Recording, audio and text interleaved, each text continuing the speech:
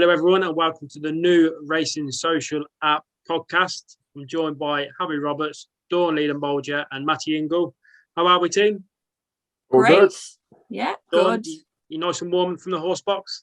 I know, like I said to you, Joe, I'm emulating my inner pink David Yates. So whether that's a good thing or a bad thing, who knows? But I'm cozy. Definitely. So we're hopeful of some racing this weekend. But before we start, we're going to have a look back at what was a smashing weekend. And there's no better place to start than Edwardstone, the horse that keeps proving me wrong. And Eddie, as you call him, Dawn, he was just superb, wasn't he, last week? Oh, he was amazing, Joe. And you know, like I was over in France and I was praying and hoping and wishing that he'd turn up. And I know, look, and you felt a bit of the downs that I felt on Sunday with Champ Kylie. You felt it for Shishkin. And look, no one wants to see a legend like that beaten. I was worried about Shishk. I was worried, but I could not disregard Eddie.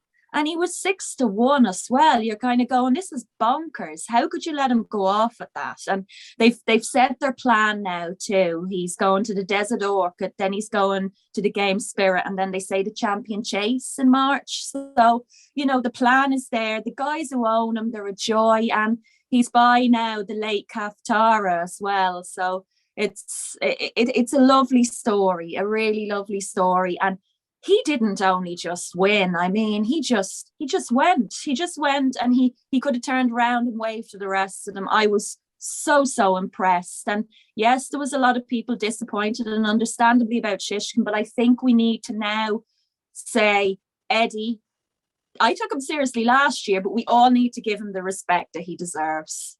I won't take him on again. But Harry, can he beat an Ergamine in the Championship? Well, he's the best out we bloody got, isn't he? Like you said, what he done the weekend, beat the form horse, Grenadine coming in after winning the Holden Bowl Cup, Grade 1 winner at the track, absolutely blew the socks off of it. He's one of those horses, I think, he'll never get the credit he deserves. He's been there, he's done that now, he's got the T-shirt. He should have a hell of a chance going on to Cheltenham. And like you say, against an Ergamine, an Ergamine is a really, really good horse. But he's the best we got, so why not? Why can't he do it? Mm-hmm.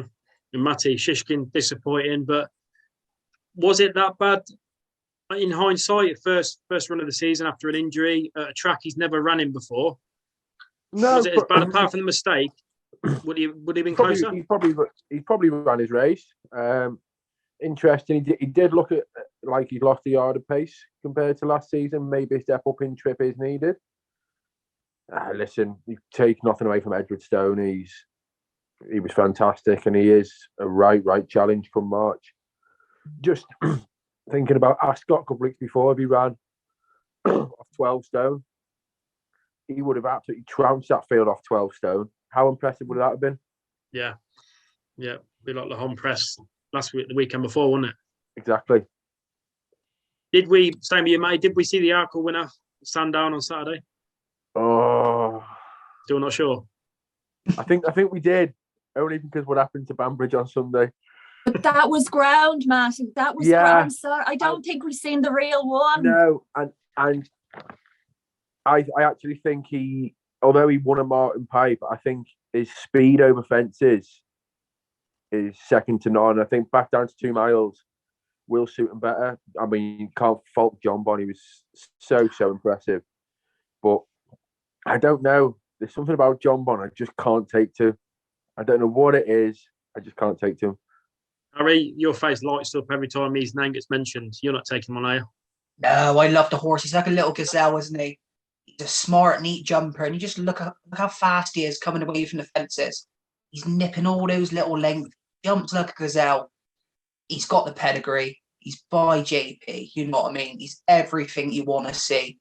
Hopefully, come Cheltenham, I'll be right with Matty, and Matty will be wrong. But I think he's the Arkle winner. On Saturday, when I seen him, he literally just take your breath away visually walking out to the course. He's just a magnificent animal. And from the Irish point of view, would he worry you for the Arkle?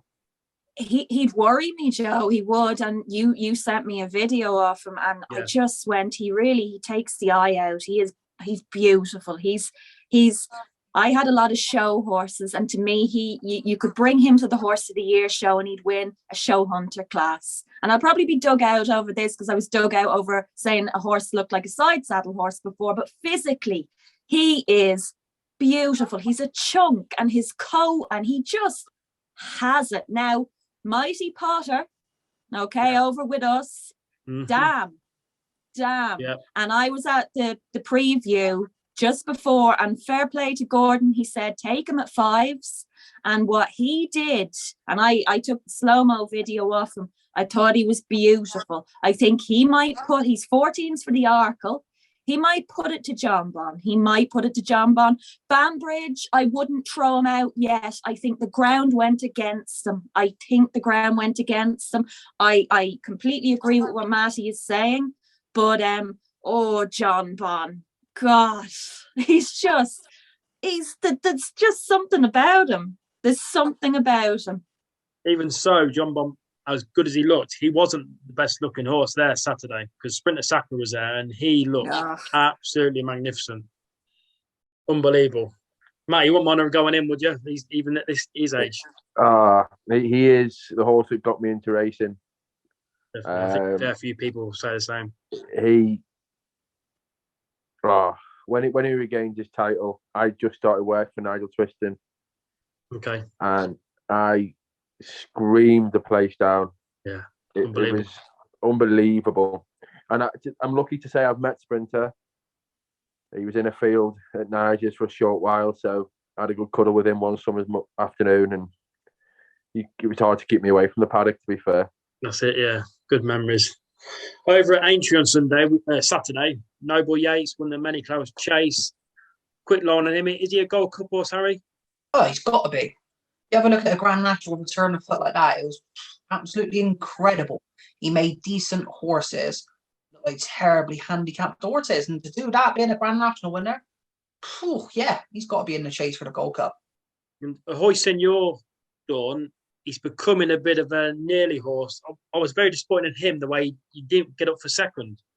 He got a winner to not even getting second. Yeah.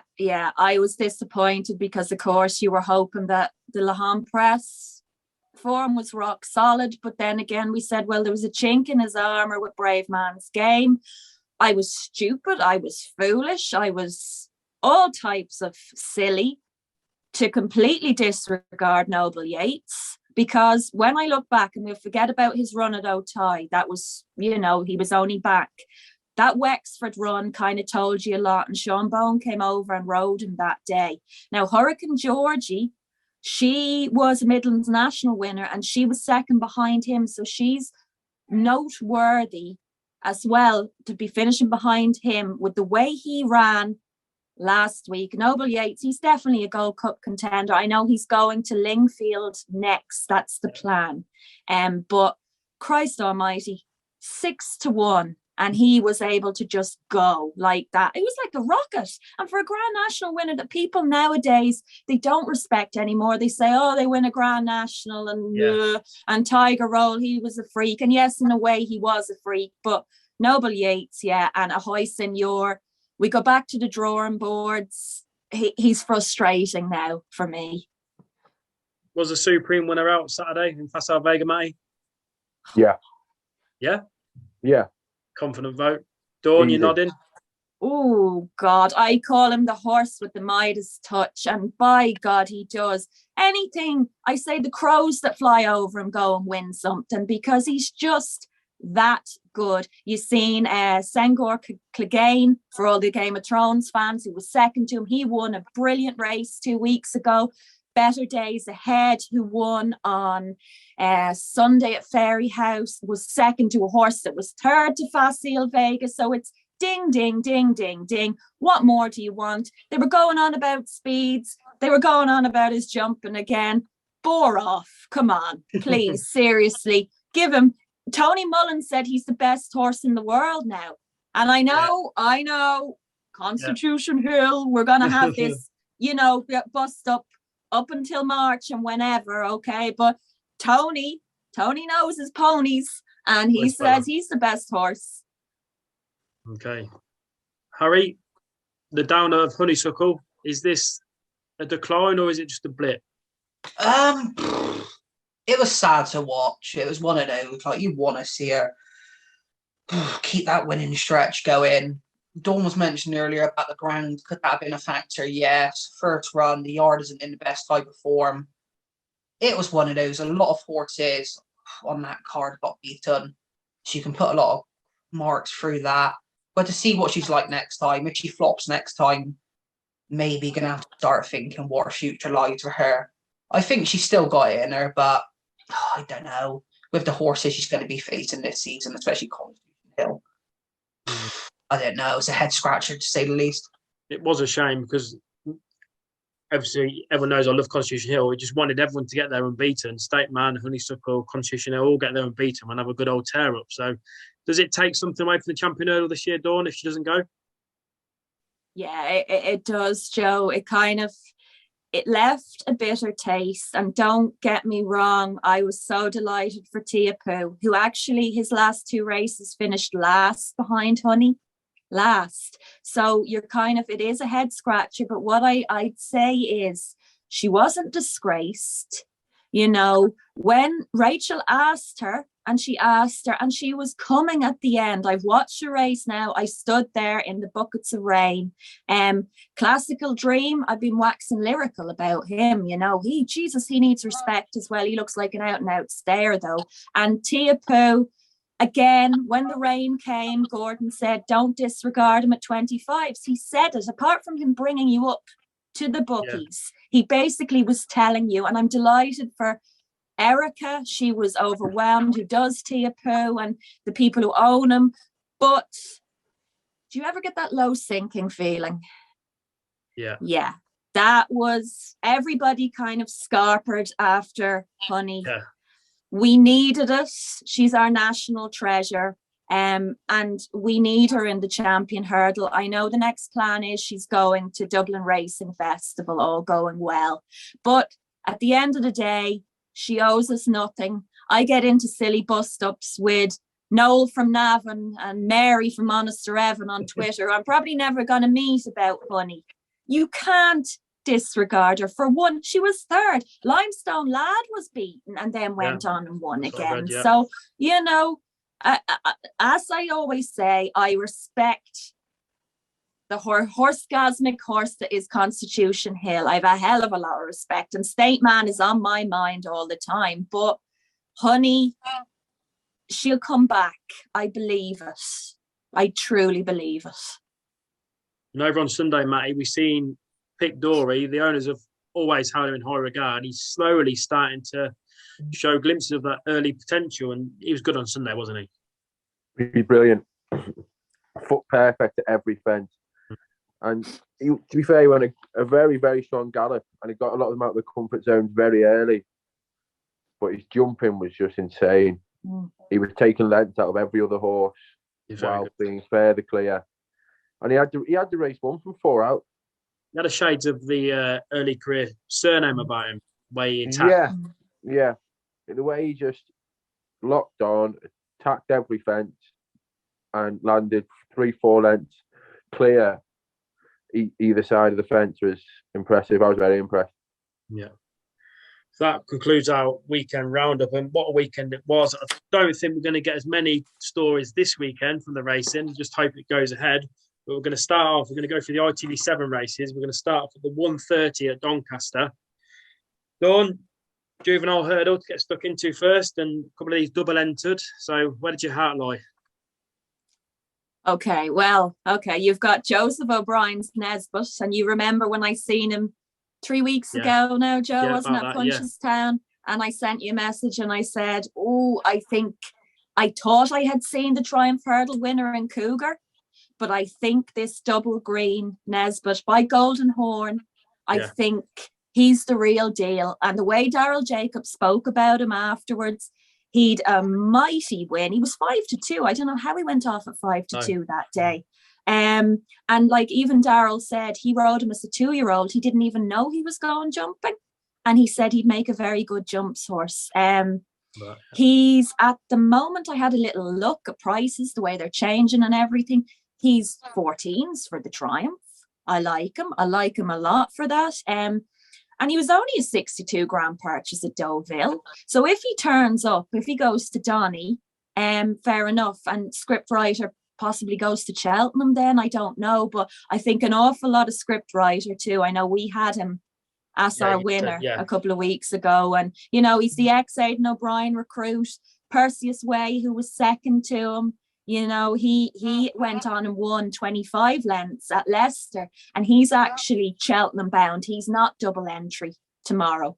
So what do I do? Do I go head? Do I go heart? If Nesbitt turns up at Donny, Nesbitt wins. Yeah, I'd have to agree with you there, Dawn. And that's a good little bet for the Triumph Hurdle as well before the weekend, I'd say, because he wins at the weekend, then he's going to obviously shorten a lot. Very much, yeah. He's tasty at the moment. Harry, the Irish taking this? Like I said, it depends who turns up. If scriptwriter does turn up, which I highly doubt it, I'll probably be playing him. Let's say the Yard won it last year with Night Salute, but it does look like he's going to be going to Cheltenham. If he doesn't turn up, I might have a small play on Trojan Horse, X-Flat with Charlie and Mark Johnson, third on debut. Won a nice race at Fontwell Park. Does need to improve about £19 to be figuring in this race, but currently 9-1. Might get a small raw 4, but like I said, if scriptwriter turns up, I'll be backing him. If not, I'm going to small each on Trojan Horse. Okay. Matty, where do you see this at the minute? Pretty much echo the thought to everyone. I think if scriptwriter turns up at Donny, I'll probably have a small play on him. Very impressed with what he's done so far. I mean, Milton Harris is fantastic with his juveniles. Absolutely brilliant with his juveniles. But if Joseph turns up at Donny, he's going to take all the beating. And it's interesting to see with Zarak the Brave getting beat as well over in Ireland at the weekend. If this wins, this will be the Double Greens' main hope for the Triumph. Yeah. So 14s before it wins at the weekend, I'd get on. Yeah, might have to agree with that. So we move on to the 240 now, which is the Bet365 handicap chase. It's a lovely race, Matty, isn't it? You can get started. Thanks.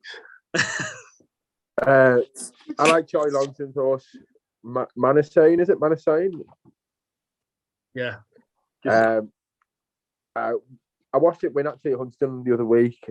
Won by a neck, but they pulled something stupid like 60-odd lengths clear the third.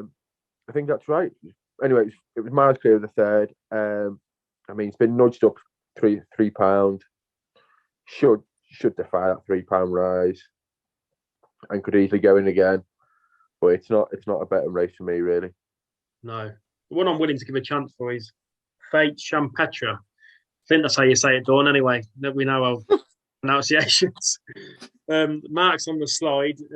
They're playing around with Trip at the minute, but 1/2 as a hurdler and a bumper horse. 2 mile 5 last time out really stretched him. Dropped slightly in Trip here, and it's definitely a work each way squeak. But like Matty said, not really a strong opinion. Harry, any strong opinion on this? I'll be lying if I said I had. Probably have a small play on Full of Light, Nicky Anderson's horse. Darryl Jacob gets the lead up here. Was alright as a hurdler, nothing spectacular. Chase debut at Exeter in a decent little race. I think Bowles Greatness was second, Black Jerry won. Didn't jump particularly well, but currently 13-2. Nicky Anderson knows the time of day, and if he can get him jumping, Darryl Cook getting involved at a nice price. Dawn, are you going for the favourite? You just want me to pronounce it, don't you? You're so mean. I am trying to teach myself, but I'm actually watching Buffy the Vampire Slayer in French for it to sink in. Herrick de Molde. It's the favourite anyway. Brian Hughes is up, James Ewart. Look, it's a head scratcher. What do I know about handicaps anyway, you know? Exactly, so you've been told. Only the 12-1 winner last week, but sure, there you go. Look, good winner in France. And, you know, we like our bit of Frenchy form. We like our French horses. The 365-day layoff, and then he was second to a good horse that's gone on and won a chase for Stuart Colliard on the 2nd of December. So that's what I liked. I had a little bit of a play there. And I'm with Harry with Full Light. He was with Mags Mullins. He won a flat race for Mags Mullins. Diva Racing have him, Captain Tomcat's owners, and they've a good horse out in Dubai that wins a good bit as well with Bupap Seymour. So they kind of know what they've got. And it's a nice horse. He was bought at Cheltenham Sales, 58,000. He's an okay price. Little bit of form. Gary Moore's horse, Black Jerry, and I went a little bit digging further back. He was third to Dubrovnik Harry, who was also third to Hermes Boy in December. So out of the two of them, will I go for the favourite with the name I can't pronounce for the life of me, or do I go for Full Light? If you want value, go for Full Light. If you don't, go for the Frenchie that's favourite. The ITV7 seemed to really stitched us up this week, Matty. The 3:15 at Doncaster's next, and it doesn't get any stronger. I'm going to swerve this one because there's very little winning form to go on at all. I've wrote down 5 words. Can you repeat on one like? I can't even pronounce the name. Milton Harris's horse, Garouche Dallier. Yeah. I wrote down handicap debut. I'll take a chance. Okay, nice and short and sweet. Dawn?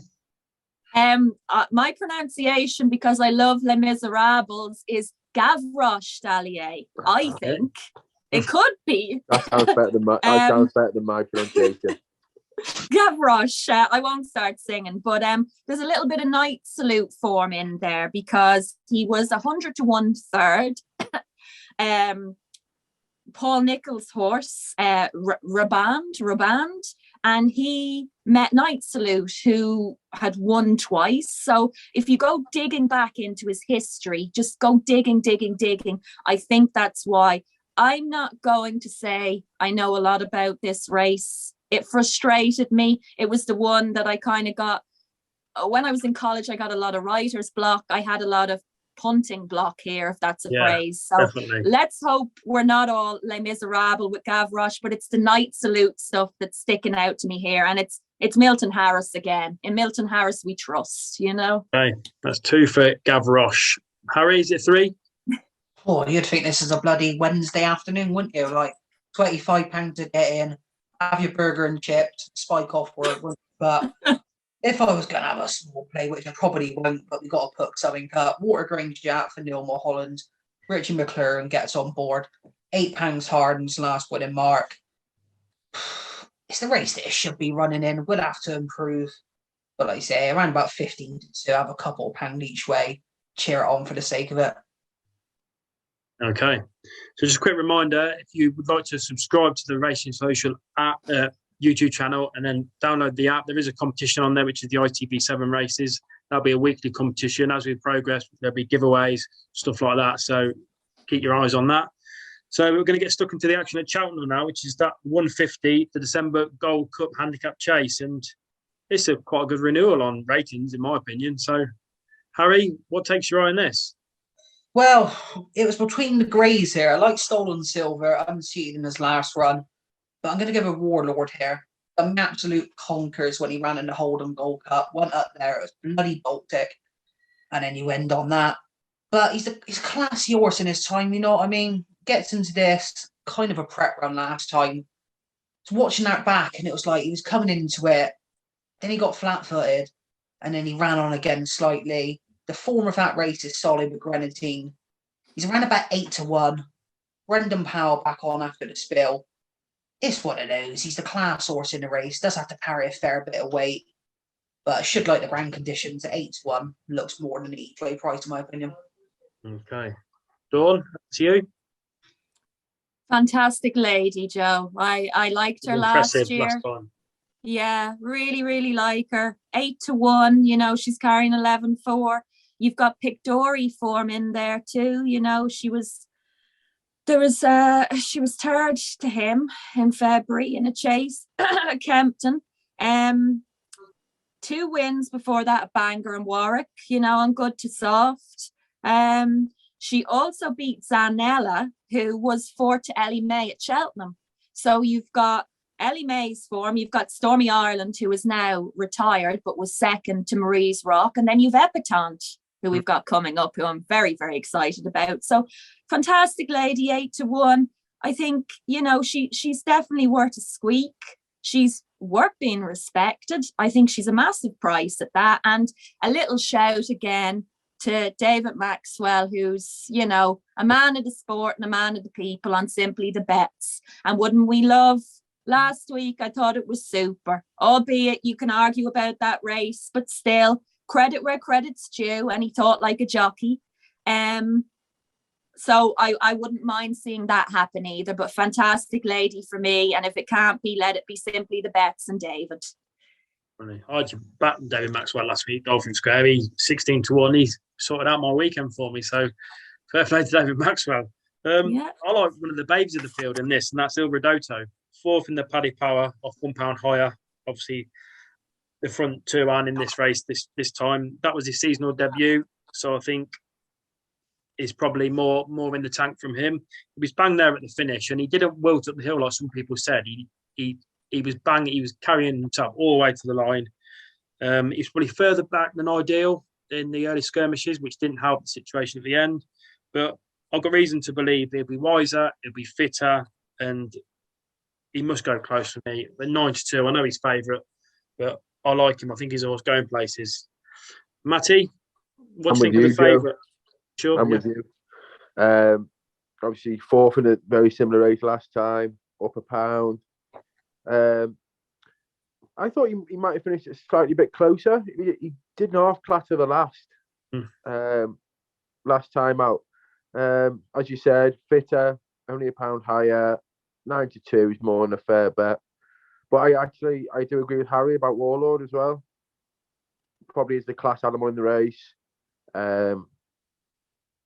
Personally, I like it a touch softer for him.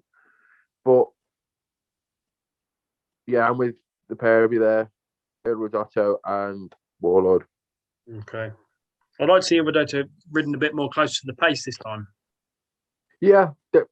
I mean, these type of races, if you're in the wrong place at the wrong time, no matter where you are, you're in trouble, especially around Cheltenham. Yeah. There's no hiding place around Cheltenham. So you need a bit of luck on the day. But yeah, 9-2 for the favourite and about 8-1 for Warlord. Both fair bets. Okay. Now the 225, the National Hurdle, and it's probably one of the best fields I've seen in a long time in a race. It's only 5 runners, but 4 of them are high class. So, Dawn, I know you're excited to see Epatante, and can she do the business on Saturday? She can, Joe. She can. It's kind of like what I was saying about the Midas touch, you know, that Facile Vega has. You kind of go now, Constitution Hill has to have as well. And had CH not turned up in the fighting fifth, it would have been Epatante, you know, it would have been. And let's give her respect too. 6-time Grade 1 hurdle winner. I was so excited to see her at Punchestown in April when she came over. And I mean, the rain came, and the year before she was third to Honey, and then she was third to Marie's Rock this year. And I kind of went, well, maybe she doesn't particularly like Punchestown, you know, but that annihilation of Montmoral at Aintree, I can't forget that. I thought that was super.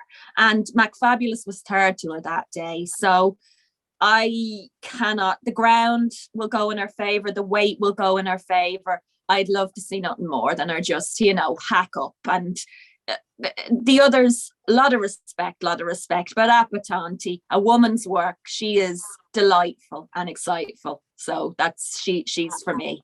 Okay. She's still only 8 years old, Harry, so she's still in the peak of her powers. Does she win Saturday? Oh, she's got to. You got to get back to, I think, 2019 to the last time she ran out of Grade 1 company. She's all the class in this race. She's £2 hard in the second favourite. I like to move it and in receipt of £5 also. How this is around about a 6-4, 5-4 poke. Oh, on me, to be honest, I would have around about 4-6 on. I like to move it. Yeah, it's the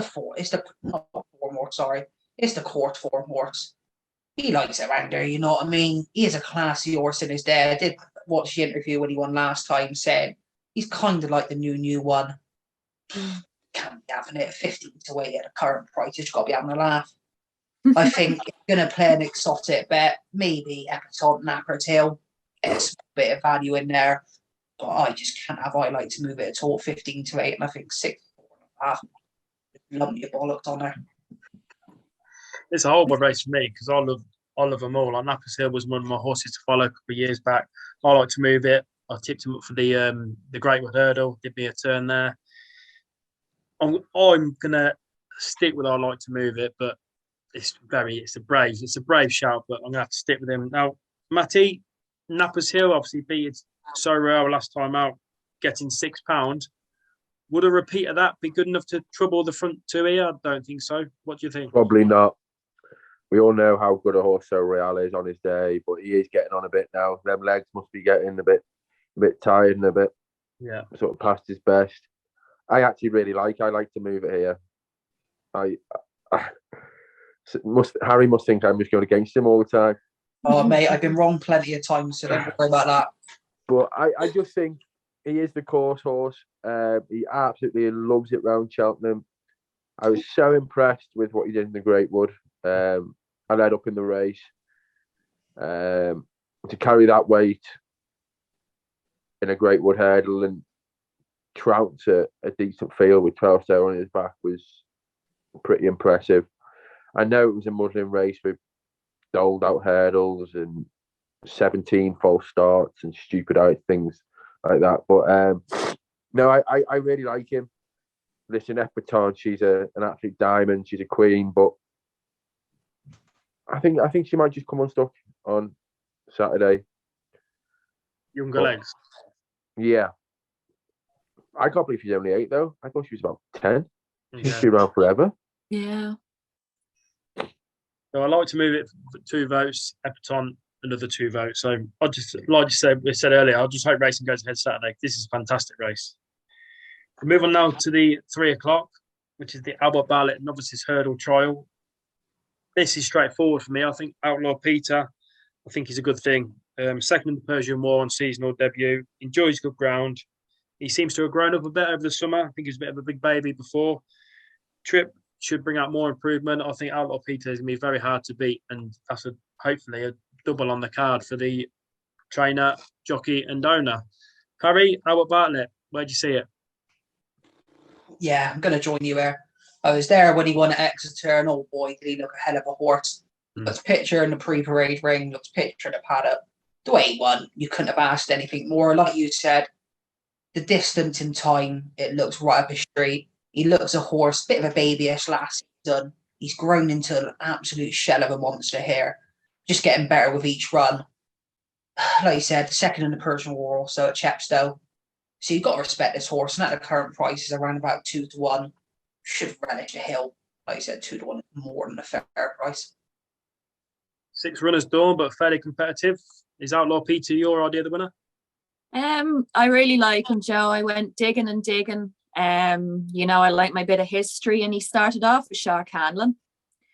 Shout out to Ewick and cheers. And when he did run in that flat race, he was second to the one and only 3 Stripe Life. So, you're going back that much further. And also he was second in October at Chepstow to Accidental Rebel, who himself way back when was 7 to Poseidon, who absolutely sluiced up today at Taunton. So, in Camilla Sharple's colours. So I was delighted. And I know we mentioned him a couple of weeks ago too. Yeah. So I do like Outlaw Pete. I see a lot to go by him. I also would not disregard the Irish and John McConnell. When he sends something over, he sends something good over. Grand Soir, he did say after his last run he was going to put him away because he's ground dependent, but he hasn't put him away. He's sending him. And that last win that he had in the hurdle at Cork, they had changed after the first race like they did at Fairyhouse last week to soft. And the horse seemed to have no bother with that. He said it just takes him a while to wake up a little bit. He's 6 to 1 at the moment. Simon Torrance rides, and Simon Torrance, he is fantastic in the saddle too. He bet another horse of Gordon's, the Friday Man, which was very good as well, you know, back in August. So yeah, okay, you can argue he is a bit ground dependent, and that is kind of causing problems now too. But what I would acknowledge is that he has not put away this horse that he said he was going to. So a bit of value, 6-1 Grand Soir. Outlaw Pete, you've got Three Stripe Life in there, you know, you've got Poseidon in there. So I've got my bit of Irish interest. Outlaw Pete, Grand Soir each way. I know there's only 6, but you know, if you're looking for a bit of value. Matty, you with the Outlaw Pizza camp? Nope, I'm not. I'm actually with We've All Been Caught. I haven't been so physically impressed by the look of a horse like that for a long time. Really? I seen him at Cheltenham last time. I also led up in the race in I think it was a Barrymore trial. This horse is pushing on 17 hands. He is stunning. It was his first run over hurdles last time in the Grade 2 Barrymore trial, and he was a bit novice early on, and he got he was at the back out the back of the telly, and he stayed on from miles back to finish third and got right up the hill and wasn't beaten all that far by Hermes Allen. We all know how good that horse is going to be. I just think if he's come on leaps and bounds for that run at Cheltenham, the step up in trip, he's the one to beat. I'm not a big fan of the Persian War form either.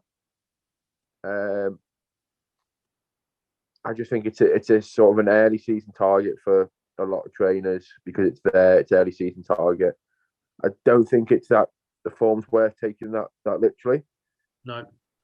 So I'm on We've All Been Caught, and the best thing is we're not going to see the best of him till he goes chasing. Yeah. Okay, work for We've All Been Caught. So now we move on to the last race of the day, and that is the 3:35 Mares Handicap Hurdle. Another superb race. And I think, like last time, myself and Dawn, we both tipped up Theatre Glory. I really fancied her for the Jerry Field and Newbury. She never got further than the 4th, unfortunately. Before this, she was on a 3-race streak. 137 mark. More to come. I think a lot of these have reached their peak marks, if that makes sense. Where she's going the opposite. She's on an upward curve, and I'm confident she is much better than the 137. So Theatre Glory for Nico de Boinville and Nicky Anderson for me. Matty, what do you? This Martello Sky is a tough marker, isn't she? She's my selection. Yeah. I absolutely adore her, and she's a horse that I've followed for a long time. I was very impressed with the first run of the season at Wetherby. I thought she ran a beautiful race. Obviously wasn't beaten all that far. I think it should be behind Molly Dolly's wishes that day. Yeah. I was disappointed with her run at Kempton last time. But it was a 3-runner trappy race. I didn't think Bryony give a bit too much to do. And I think this is more of my heart. Aidan Coleman back on her. She might have reached her mark now, but yeah, definitely heart over head, and she'll be getting back on the day because I always back her anyway. Are we going back in for more on Theatre Glory, Dawn? We are, Joe. We are. I mean, I have 3 of the ladies here. I could make a case for the 3 of them, but Theatre Glory, I think she was unlucky the other day. You know, Nathan was unseated. Nico's back up. Nico and Nathan have both won on her. She seems, you know, like I'd have her at 3-1. I really like her, and she's just, you can't ignore what she's won, and you can't ignore what she's beaten. To back up what Matty has said about Martello Sky, she's a bit of a heart horse for me.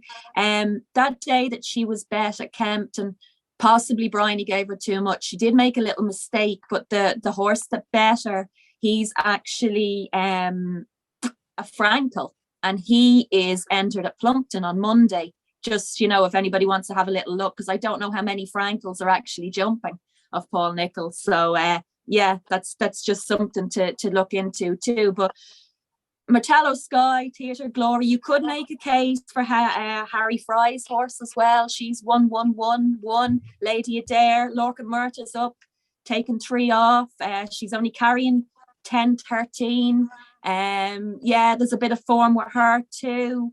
So Johnny B, and we're looking at Jonathan Burke every Saturday now. He won on her back at Taunton in February as well. So what do I do? I'm split. Shall I go Theatre Glory? I'll go Theatre Glory. The other 2 are well worth looking at though too. And that horse at Plumpton on Monday, just for anybody who wants to notebook it, because it's a Frankel. Harry, there's some very tough mares in this race. Whoever wins it has really got to earn it. Yeah, exactly, mate. It's a great race on paper, and it should be a great race to watch in person if it does go ahead. Gonna go with Martello Sky also. The form's there. 2 runs are enlisted races. Done little wrong. Ran a good race last week. The form's there with the horses. Same mark as when it last won at Cheltenham. Gets Aidan Coleman 5-1. You can't go wrong. Try his heart out, you know what I mean? And like you say, 5-1 is a working man's price. It should be bang there running the form. Okay, that concludes the ITV races. Please get on the app and join the competition and subscribe to the channel. Before we leave you for the night, anything else for the weekend? I'm looking forward to Ramya Lee's making the chase debut over in Ireland on Saturday, and Eric Bloodaxe is back over hurdling. So, and the John Durkins obviously Sunday, weather permitting, obviously. Harry, anything else from the weekend from you? Yeah, the 12:40 at Cheltenham on a Saturday. Monmorel makes a second start over fences. Would like to see that one absolutely dot up and bat the Oracle winners form. But other than that, it's just hopefully it is on. Be there in person, watch some cracking racing. Hopefully land a few bets. Okay. Matty, anything notable from yourself? I'm looking forward to an afternoon off on Saturday. We've got no runners, which is the first Saturday for a long time. So I'm going to sit back and watch the racing in the warmth from my own home. Can't wait. The warm, and you've had a cold week, haven't you? A very cold week, yeah. Dawn, hopefully the John Decken goes ahead, and any other racing in Ireland. So, is anything notable from yourself? Oh, please God, it does, Joe. And I think at the moment, whereas we say Facile Vega has the Midas touch, Gordon Elliott has the Ramos touch. I mean, he'd 3 at Tremor the other day. He'd 4 today, 2 at Clonmel, 2 at Taunton, 7 at Fairyhouse the weekend. He's sending out the big guns. Dunboyne, who's won at Gowran recently, who refused at Punchestown 2 weeks beforehand. He's in the handicap chase at Navan. Hollow Games is out, novice chasing. I know you adore Eric Bloodaxe, and he ran fantastic, which was great to see him back to his winning ways. But Jungle Pros is in there, and she is a mare that deserves so much respect. Another Yates, and she's setting the world alight, and I know Gordon is very, very excited about her. Hope, wish and pray that John Durkin goes ahead, because that's our mini Christmas party. I just love it. Punchestown is only up the road. Punchestown points, they have my name and it. Santa turns up.